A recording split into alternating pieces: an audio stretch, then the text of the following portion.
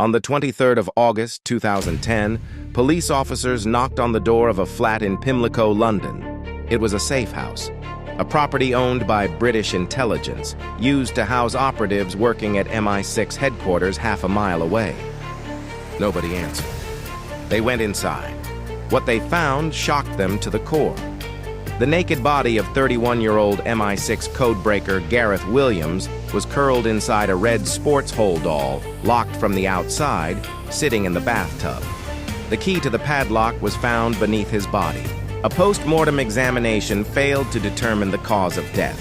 No drugs, no alcohol, no poison were found in his system. And to this day, more than 14 years later, nobody can definitively explain how he got in that bag. Gareth Williams was 31 years old and originally from Anglesey in North Wales. He was a mathematician, not just a good one, a prodigy. He had finished university at the age of 17 and gone on to become a codebreaker at GCHQ, Britain's Signals Intelligence Agency, the equivalent of America's NSA. His role was to find ways of using the latest technology for covert intelligence collection. As his career progressed, he shifted from theoretical problem-solving toward the front line of intelligence collection.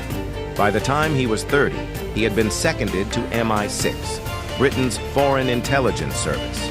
It was a posting he had actually asked for, having been turned down once before and reapplied.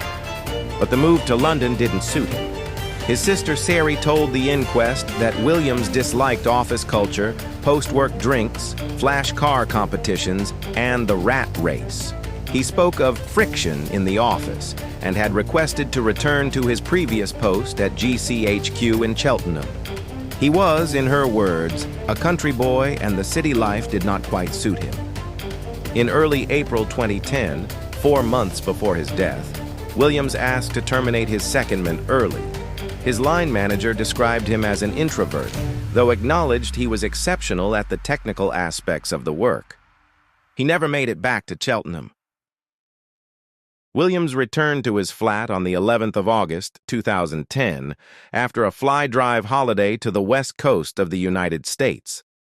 In the days that followed, CCTV placed him shopping in London's West End and Knightsbridge. On the 14th of August, he was captured on camera entering Holland Park tube station at around 3 p.m. The following day, Sunday the 15th, he visited Harrods and was seen near the Dolce & Gabbana store on Sloane Street. That was the last confirmed public sighting of Gareth Williams alive. On the 16th of August, he failed to attend a meeting at MI6. His family last heard from him 10 days before police found his body. It took MI6 a full week to raise the alarm about their missing officer. When police entered his flat, they found 4 items arranged on a table near the door: a cell phone, 2 SIM cards, and a woman's wig. In the bathroom, the bag in the bathtub. The question that consumed investigators, forensic experts, and a formal coroner's inquest for years was deceptively simple. Could Gareth Williams have locked himself inside that bag? Experts tested it, escape artists attempted it, police ran controlled experiments. During a 7-day inquest in May 2012, the question of whether Williams could have padlocked himself into the bag in the bath was central. Pathologists said he would have suffocated within 3 minutes if he had been alive when he climbed inside. None of his DNA was found on the padlock. His palm prints were not found on the rim of the bathtub. Think about that. If you climbed into a bathtub, especially if you were struggling, afraid, or running out of air, you would almost certainly brace yourself on the rim.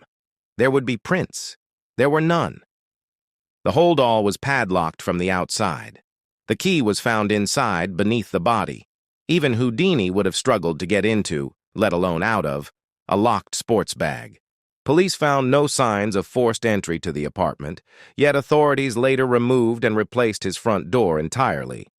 Williams' phone had been returned to its factory settings in the hours surrounding his death.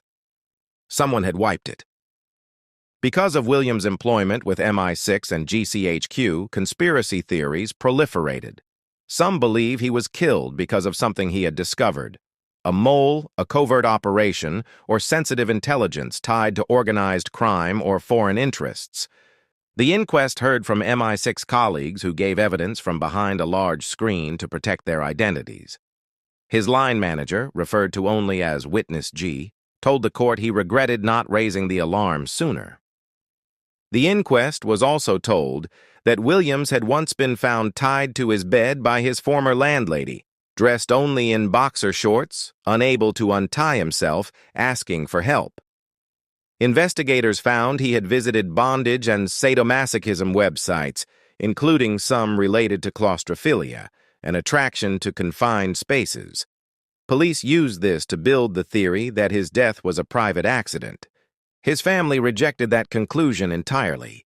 The coroner, Fiona Wilcox, found on the balance of probabilities that Williams had been unlawfully killed, that another person was most likely present when he died, in what she called a criminally meditated act. A year later, the Metropolitan Police reversed course entirely, concluding that his death was most probably an accident and that no other person was present. "I'm convinced that Gareth's death was in no way linked to his work," the Deputy Assistant Commissioner told reporters. The coroner and the police, directly contradicting each other, on the record. The case has now passed through 4 distinct investigative phases: the original 2010 crime scene work, the 2012 inquest, a 3-year Metropolitan Police murder inquiry, and a forensic review completed in November 2023. That most recent review found no new DNA, no new suspects, and no fresh lines of inquiry. The coroner examining the case stated plainly that it was never likely to be properly explained. Williams's family have never accepted the accident verdict. In their statement after the police reversed the coroner's findings, they said, "The fact that the circumstances of his death are still unknown adds to our grief." Here is what is known beyond dispute. A 31-year-old mathematics genius, working at the heart of British intelligence, was found naked, locked inside a padlocked bag, in a bathtub, in a flat owned by MI6. His phone had been wiped. His DNA was not on the lock. There were no prints on the bath. No cause of death was ever established. The official conclusion is that nobody else was there. Make of that what you will. Subscribe to Veil of Shadows. New case every week.